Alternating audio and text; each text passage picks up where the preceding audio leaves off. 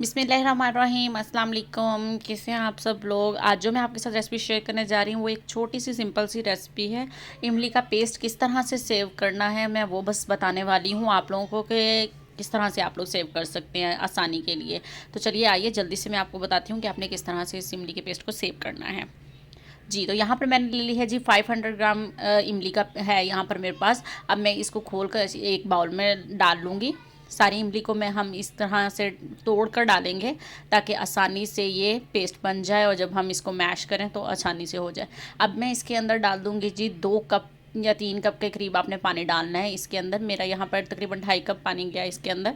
अब आपने इसको सेव कर देना है जी यहीं पर 3 घंटे के लिए इसको पड़ा रहने दें।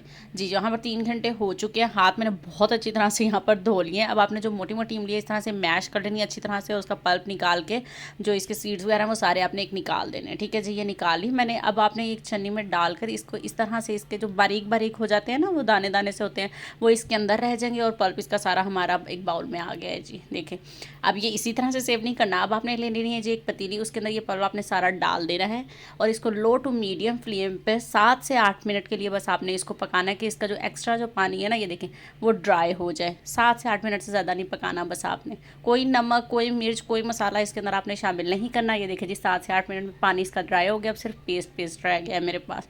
अब मैं इसको इसी तरह से ठंडा हो लेने दूँगी, इसी बर्तन में रहने दूँगी, किसी और में मैं डालूँगी। जी, तो यहाँ देखिए जी ये ठंडा हो चुका है। 15-20 मिनट लगे इसको ठंडा होने में। अब मैं इसको एक जार में डाल रही हूँ। एक तरीका ये है कि आप इसको जार में डालकर नीचे रख सकते हैं, लेकिन पाकिस्तान में जैसे कि लाइट बहुत ज़्यादा जाती है, उसका तरीका ये है कि आप लोग जिप लॉक बैग में डालकर इसको फ्रीज़र में रखें। वो भी मैं आपको दिखा देती हूँ। इस तरह से मैं तो रख लेती हूँ, मेरा महीनों चल जाता है, ख़राब नहीं होता। जी, तो अगर आपने फ्रीज़र में रखना है ऊपर, तो ये देखिए आप जिप लॉक बैग ले लीजिए, इसके अंदर थोड़ा सा डाल के और इसको फिर आपने प्रेस करना है। मैं आपको भी दिखा देती हूँ साथ के साथ। देखिए, सिर्फ मैं आपके लिए दिखा रही हूँ इसलिए बस थोड़ा सा डाल के आपको दिखाऊँगी। जी, तो ये देखें थोड़ा सा मैंने डाल लिया अब इसके अंदर। ये देखें जी, अब आपने इसको इसी तरह इकट्ठा करके नहीं रखना। इस तरह से आपने ना इसको लॉक कर लेना है पहले और फिर आपने इसको प्रेस करके इस तरह से फैला लेना है। फैलाने के बाद बस आपने इस तरह से इसको सेव कर देना है और जितनी आपको ज़रूरत हो उतनी सी आप इसको तोड़ लें। जब ये फ्रीज़ हो जाएगा इसको तोड़ कर टुकड़ियाँ बना कर रख दें। जितनी आपको चाहिए हो पेस्ट उतना निकाल लें।